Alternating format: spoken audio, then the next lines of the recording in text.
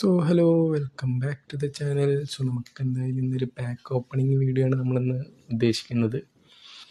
എന്തായാലും നമ്മൾ മറ്റേ കോൺട്രാക്റ്റിംഗ് ടിക്കറ്റ് എന്തായാലും നമ്മൾ കളിച്ചെടുത്തിട്ടുണ്ട് സംഭവം. ഇനി നമുക്കിതിൽ ആരെ സൈൻ ചെയ്യണമെന്ന് മാത്രം നോക്കിയാൽ മതി. അതിനു മുന്നേ നമുക്ക് പ്ലെയർ ഓഫ് ദ വീക്ക് നമുക്ക് ഫ്രീ ആയിട്ടൊരു സ്പിൻ കിട്ടിയിട്ടുണ്ട്. അത് നമുക്കൊന്ന് കറക്കി നോക്കാം. നമുക്കിതിൽ ആരൊക്കെ എന്ന പ്ലെയേഴ്സിന് ആദ്യം നോക്കാം. ഇതിലിപ്പോൾ നമുക്ക് വേണ്ടിയതെന്ന് പറയുമ്പോൾ നമുക്ക്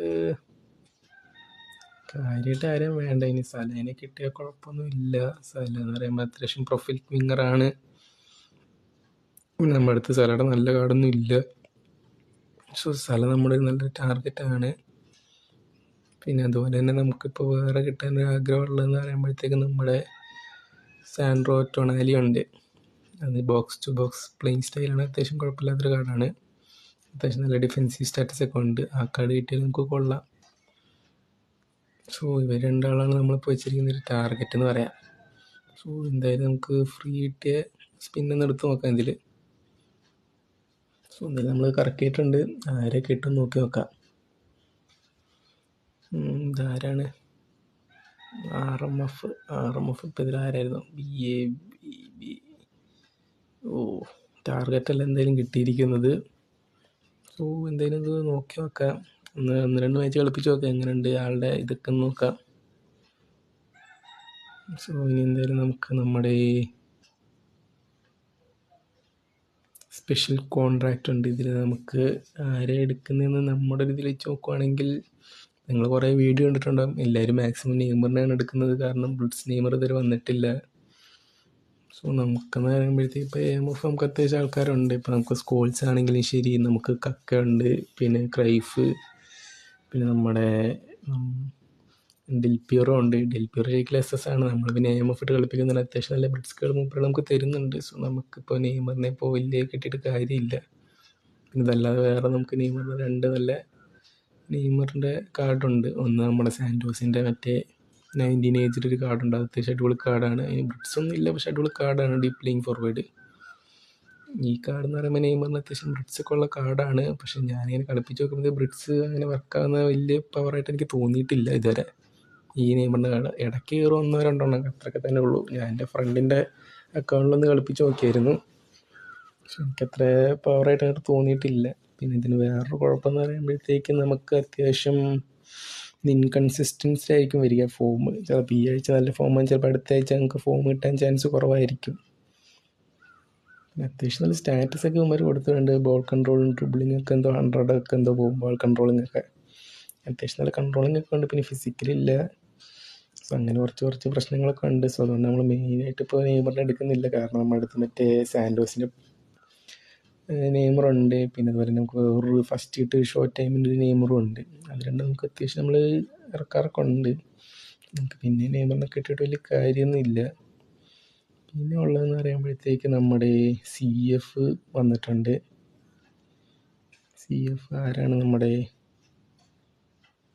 മൈക്കുൾസോയ് അങ്ങനെ എന്താണ് പേര്. മൂപ്പരാട് അത്യാവശ്യം 178 ഹൈറ്റ് ഉണ്ട്. പിന്നെ 20 ഏജിലാണ്. ഗോൾ പോച്ചർ കാർഡൊക്കെ തന്നെയാണ്. പക്ഷേ അത്യാവശ്യം ball controlling, dribbling, tight position ഇതൊക്കെ ഉണ്ട്. ഫിനിഷിങ് അത്യാവശ്യം കുഴപ്പമില്ലാത്ത രീതിക്കൊക്കെ ഉണ്ട്. പിന്നെ നമുക്ക് സ്പീഡ് കുറച്ച് കുറവുണ്ട്. ആക്സലറേഷൻ കുഴപ്പമില്ല. കിക്കിംഗ് പവർ കുഴപ്പമില്ല.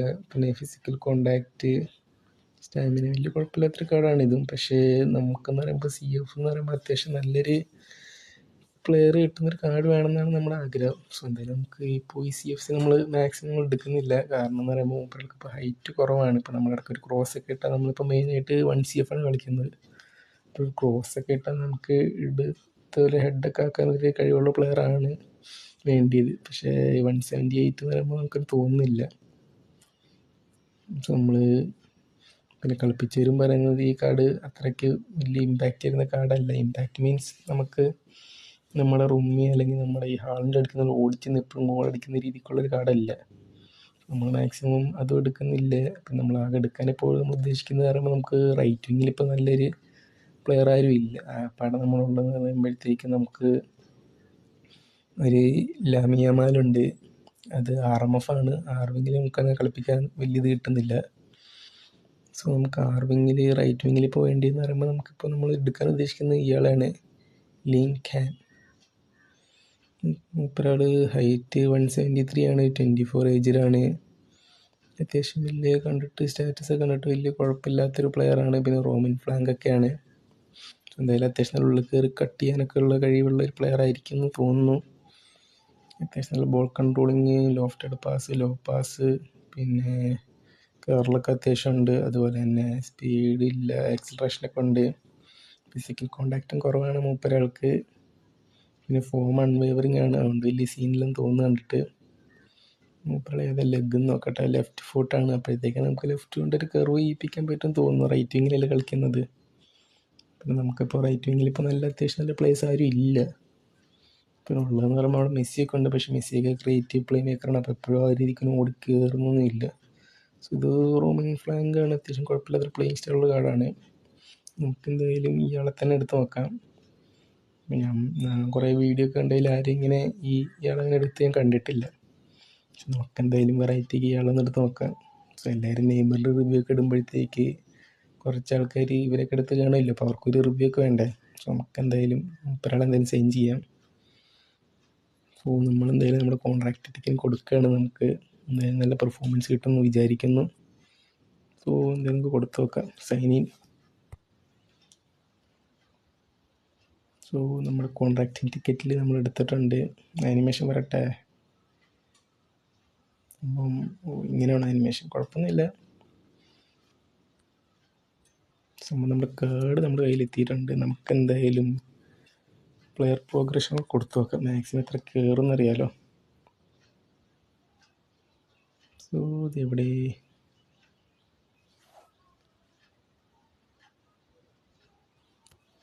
സോ ഇതാണിപ്പോൾ നമ്മൾ ഉപയോഗിച്ചിരിക്കുന്ന ഫോർമേഷൻ 4-1-4-1.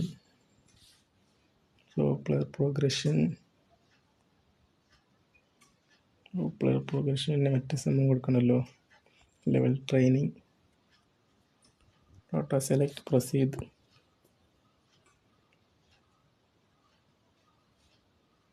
ഇനി നമുക്ക് പ്ലെയർ പ്രോഗ്രഷൻ കൊടുത്ത് നോക്കാം. പ്ലെയർ പ്രോഗ്രഷൻ ഓട്ടോമാറ്റിക് ആയിട്ടുണ്ടല്ലേ. സോ എന്തെങ്കിലും ഓട്ടോമാറ്റിക് ആയിട്ടുണ്ട്. സോ ഇനി നമുക്ക് എന്തെങ്കിലും ചേഞ്ചസ് വരുത്താണെങ്കിൽ ഞാൻ ഇതിനെ കുറിച്ചിട്ട് പറയാം.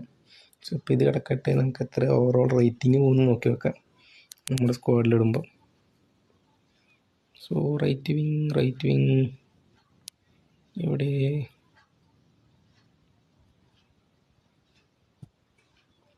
റൈറ്റ് വിങ് തന്നെ എല്ലാവരും മൂപ്പരാളാണ് ഇതാ കിടക്കുന്നത്. സോ 102 എന്തോ പോകുന്നുണ്ട്. സോ നമുക്ക് ഒരു ബൂസ്റ്ററോട് കൊടുക്കാറുണ്ട്. അപ്പോൾ ഏകദേശം 103 ആവും. നമുക്ക് ഇതിൽ വെച്ച് നോക്കുമ്പോഴത്തേക്ക് അത്യാവശ്യം ball controlling, dribbling, straight position, low pass, loft pass ഒക്കെ അത്യാവശ്യം ഗ്രീനാണ്. 90 എബവ് ആണ് വരുന്നത്. കേറലും അത്യാവശ്യം ഉണ്ട്. പിന്നെ അത്യാവശ്യം ആക്സലറേഷനും കിക്കിംഗ് പവറൊക്കെ ഉണ്ട്.